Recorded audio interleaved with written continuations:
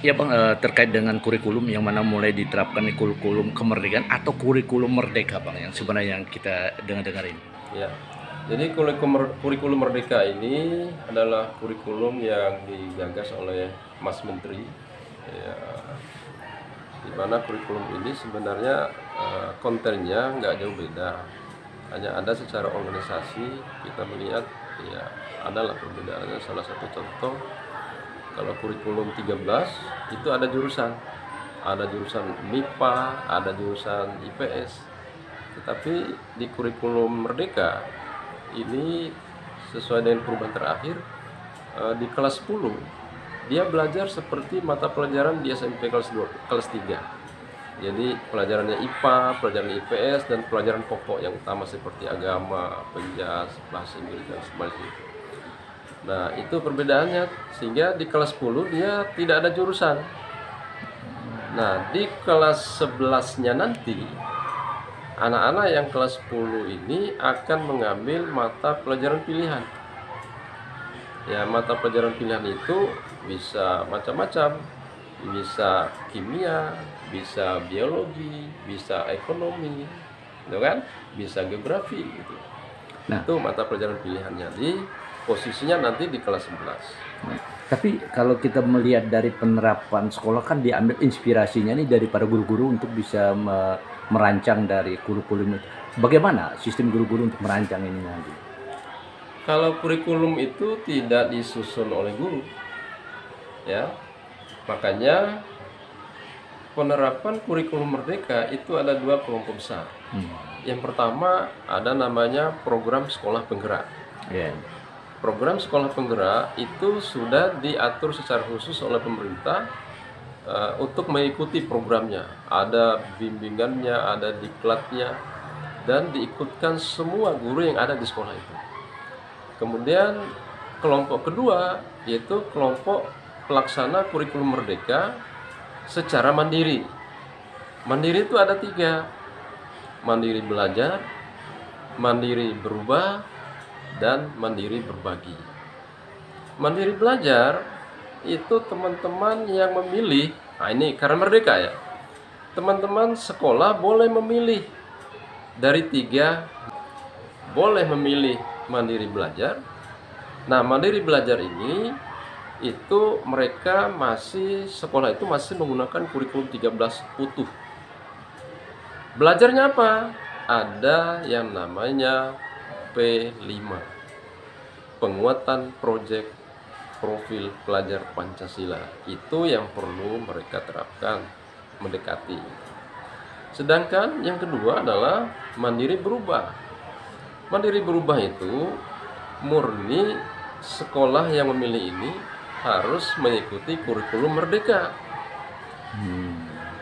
Artinya konsep kurikulum yang diterapkan oleh program sekolah penggerak itu dilaksanakan, tetapi dokumen-dokumennya sudah bisa dipakai yang sudah disiapkan oleh pemerintah, yang ada di dalam aplikasi yang disiapkan oleh pemerintah. Jadi bahan-bahan itu sudah ada, sudah siap.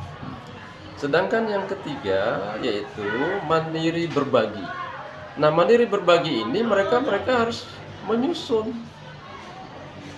dokumen PBM-nya, program pembelajarannya, sesuai dengan yang dilaksanakan oleh program sekolah penggerak. Nah, mandiri berbagi ini sama dengan yang program sekolah penggerak, tetapi mandiri juga namanya, swadaya, bekerja sama dengan masyarakat atau orang tua. Oke, Bang. Kita melihat kan di sini ada dua ya, penggerak dengan mandiri ya. Iya. Yang pada intinya kalau dalam pengelola penggerak itu siapa aja di sana? Kalau pengelola sekolah penggerak itu murni kepala sekolahnya, yang sudah ditetapkan oleh pemerintah. Sekolah itu sekolah penggerak. Jadi pengelolanya murni dan bekerja sama dengan tim apakah itu namanya fasilitator yang akan memberikan bimbingan kepada sekolah yang sudah ditetapkan sebagai program sekolah penggerak itu. Apakah itu mempunyai asesmen yang bisa ditentukan sebagai sekolah penggerak atau memang ada kriteria khusus Bang di sana Bang? Sebelum dia ditetapkan sebagai sekolah penggerak, kepala sekolahnya ikut dites. Iya, ada beberapa tahapan tesnya. Kalau dinyatakan lulus, layak, Nah, itulah nanti akan meneruskan kegiatan program sekolah penggerak. Berarti ini disokong oleh pemerintah gitu, Nah, dalam arti sekolah penggeraknya. Nah, karena itu bukan area saya untuk menjelaskan dan saya tidak paham benar tentang hal itu, karena saya tidak mengikutinya, jadi saya kira yang berkompeten itu adalah teman-teman yang memang sekarang telah menerima program sekolah penggerak itu. Di antaranya kalau Bapak kata, apakah SMA 1 termasuk sekolah penggerak? SMA 1 Pangelamun tidak masuk sekolah penggerak, ya, tetapi menerapkan kurikulum merdeka, gitu. Berarti mandiri ya di sini. Mandiri. Nah, kalau sepengetahuan Bapak mungkin sesuai berdasarkan SK yang keluar, yang SMA yang penggerak itu di mana? Ya, setahu saya sekolah penggerak untuk SMA itu SMA 3 Pangkalambun dan SMA 1 Kumai. Oh. Nah, kalau kita berbicara mandiri ya sesuai tupoksi SMA 1 ya. Yang mandiri itu apa sih Bang kriterianya? Nah, jadi mandiri itu karena ini kurikulum merdeka sesuai dengan keinginan kita. Keinginan kita mau memilih kurikulum merdeka atau mau memilih kurikulum tetap yang lama. Nah, karena SMA 1 ini adalah bagian dari komunitas masyarakat yang ingin selalu maju, kendatipun SMA 1 ini tidak ditetapkan sebagai sekolah penggerak, tetapi kami tetap ingin mengikuti program pemerintah dengan kurikulum merdeka dan kami memilih mandiri berubah. Berarti ada semacam tingkatan yang memang betul-betul kebijakan tergantung pada sekolah itu sendiri gitu, atau bagaimana kira-kira? Nah, inilah di zamannya Mas Menteri kita, Mendikbud dan Riset kita, bahwa keinginan untuk memilih kurikulum itu diserahkan pada sekolah. Sekolah yang mau memilih kurikulum 13 silakan menjalankan terus kurikulum 13. Sekolah yang mau memilih kurikulum merdeka silakan. Berarti Juknis ini tidak dipaksakan, Tidak atau dipaksakan. memang sesuai surat edaran dilaksanakan kurikulum merdeka, tapi sesuai tupoksinya, sesuai petunjuk dari kementerian. Itu bagaimana gitu? Nah, pemerintah pusat ya akan meng-SK-kan implementasi sekolah pelaksana kurikulum merdeka ini bagi sekolah yang mengajukan. Walaupun secara mandiri gitu. Tetapi dia yang mengusulkan bukan atas permintaan dari kementerian. Bukan atas permintaan Dikbud, Dinas Pendidikan Provinsi, bukan. Tetapi atas kesepakatan warga sekolah. Ya, kepala sekolah bersama gurunya ya, dan diinformasikan kepada halayak di sekolah ini, warga sekolah. Tapi kalau kita bicara kurikulumnya, Pak, apakah ini sama kurikulumnya? Kurikulum merdeka dengan kurikulum 13 ya namanya saja berbeda. Karena ada perbedaan. Di kurikulum 13 itu di kelas 10-nya dia sudah memilih jurusan. Sedangkan di kurikulum merdeka tidak ada jurusan. Sampai nanti dia di kelas 3 atau di kelas 12. Apa sih yang menjadi alasan SMA 1 bisa mengambil kurikulum yang dikatakan mandiri tadi gitu? Kurikulum merdeka karena ini adalah pilihan, maka ya kita punya semangat untuk merubah sesuai dengan koridor yang sudah diatur oleh pemerintah. Kalau memang ini adalah merupakan produk yang perlu kita ikuti, kita ikuti. Dan perlu digarisbawahi bahwa kenapa pemerintah ini mengedepankan adanya perubahan kurikulum dari kurikulum 13 ke kurikulum merdeka? Ada dua hal pokok. Yang pertama, pemerintah ingin memaksimalkan pemerataan kualitas proses pembelajaran.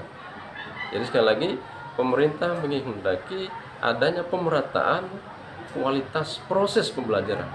Yang kedua, pemerintah menghendaki agar terwujud pelaksanaan profil pelajar Pancasila itu.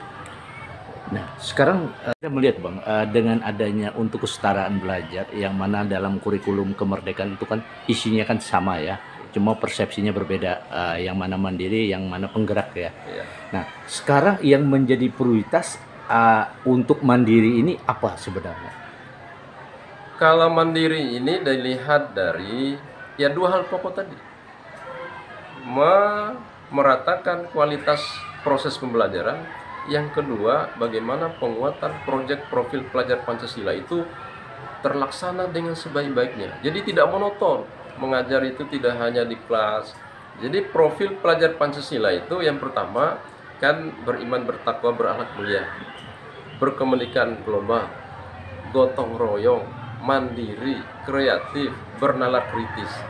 Nah, 6 item profil pelajar Pancasila ini harus diwujudkan dalam kegiatan siswa yang dikoordinir oleh guru. Nah, begitu. Baik berupa seninya, apakah itu kewirausahaannya, apakah itu kearifan lokalnya. Nah, Tapi bagaimana dengan petunjuk kementerian yang mana ini merupakan kesejajaran sehingga tidak terjadi overlap nantinya gitu? kurikulum itu tidak mengelompokkan kualitas, sama saja. Ya, sama saja. Hanya organisasi kegiatannya dan ingin lebih memantapkan aktivitas murid sehingga murid itu benar-benar merdeka untuk mengekspresikan dirinya itu, bahwa siswa itu tidak satu karakter, siswa itu tidak satu pemahaman, maka diperlukan lebih awal mengetahui apa sih yang maunya siswa ini. Nah, sekarang kalau kita bicara inspirasi, apakah kita menarik dari siswa atau kita melihat tabiat, karakter atau bagaimanapun watak siswa sehingga bisa memunculkan mandiri tadi, atau hanya beberapa guru untuk bisa merapatkan gitu? Jadi kurikulum merdeka ini kan diperlukan mengetahui bakat minat anak dari awal. Contoh begini, ular ada 2. Yang satu berbisa, yang satunya tidak berbisa. Bentuk rupanya sama. Sama dengan siswa kita ini. Siswa kita ini sama saja. Umurnya sama, tingkatan pendidikannya sama, ya kan? Kelas 10 itu kan sama dari SMP naik ke kelas 1 SMA itu atau kelas 10 SMA itu. Tetapi akal pikiran, potensi bakat minat kan tidak sama warnanya dengan ular tadi. Tidak sama warnanya anak-anaknya, tetapi berbeda cara pandangnya. Nah, itulah makanya tadi penekanannya kepada penguatan proyek profil pelajar Pancasila. Oh, mungkin harapannya Bang selaku kepala sekolah SMA 1 untuk dengan adanya mandiri ini. Ya, harapan saya yang pertama kolaborasi. Kurikulum ini tidak akan jalan dengan sempurna kalau tidak ada kolaborasi. Kolaborasi antara kepala sekolah, guru, TU, karyawan, orang tua, komite sekolah, siswa, dan ada 3 komponen, yaitu komunitasnya adalah komunitas intersekolah, komunitas antar mata pelajaran, komunitas sejarah daring. Jadi ini harus berjalan dengan baik. Makanya kurikulum merdeka ini sangat diprioritaskan dengan pembelajaran secara holistik, kontekstual, dan kolaborasi. Tapi SMA 1 ada nggak terpikir untuk jadi salah satu SMA yang penggerak ya dalam konteks, karena ini kan paling tidak pemerintah mencokong terus dibandingkan mandiri. Mandiri kan swadaya swakelola, apapun bentuk menjadi tolak ukur gitu. Jadi sekolah penggerak atau sekolah yang melaksanakan kurikulum merdeka secara mandiri tidak beda, tidak beda.